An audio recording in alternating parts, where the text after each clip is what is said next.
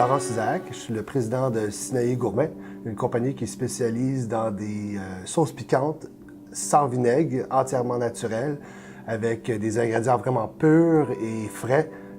Puis c'est comme une innovation dans la sauce piquante. Pour moi, je dirais que premièrement, la prospérité au Québec, c'est des entrepreneurs, des hommes d'affaires, des personnes qui ont la capacité de contrôler leur destin puis de contribuer à la société en termes de contribuer à la fois en donnant des bons produits, mais aussi en impôts puis implications sociales, puis aider de plusieurs différents facets.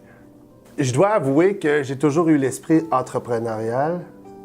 Dans ma famille, ça a commencé avec mes grands-parents. Ma grand-mère, je viens juste d'apprendre, elle faisait la petite route, puis elle vendait des tissus aux femmes de fermiers pour qu'ils soient capables de faire leurs draps, etc.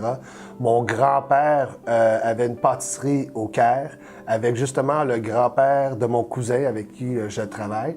Fait que j'ai toujours eu ça dans le sang. Quand tu commences une compagnie, c'est juste des bâtons dans la roue. Là. Ça commence du premier jour, tu t'en fâches, tu commences la première batch de sauce piquante que j'ai testé, vu que j'utilise pas de vinaigre, qui est un agent de conservation, vu que j'ai sans vinaigre, tous mes pots explosaient. Puis là, c'était comment je trouve une solution à ce problème-là. Je faisais des tests, puis c'est pour ça qu'en fin de compte, ça m'a pris 1 an.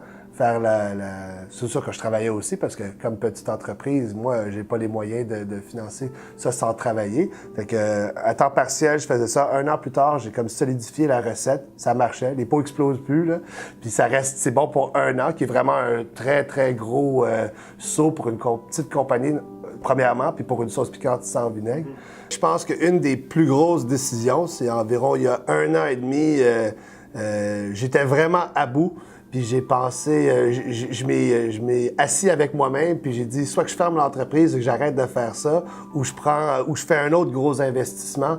Puis j'ai décidé en fin de compte d'engager, comme je dis, mon cousin, dont le grand-père travaillait avec mon grand-père. J'ai décidé de l'engager puis le prendre, puis qui travaille avec moi, puis qu'ensemble on y va vraiment fort. Puis ça, je pense que ça a été une des meilleures décisions que j'ai faites. Il est jeune, il est ambitieux, il est agressif, il est pas gêné, puis il a vraiment un bon sens de la passion aussi comme moi.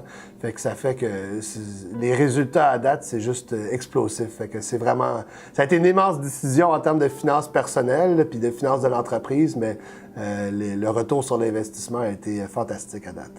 Je pense qu'on a un produit, nous autres, qui est prêt à l'exportation. On en vend déjà dans des restaurants aux États-Unis, mais je pense que c'est un type de saveur qu'on peut amener à travers l'Amérique du Nord et à travers le monde, qui veut dire que ça représente bien le Québec, ça représente bien comme on est capable d'innover au niveau agroalimentaire.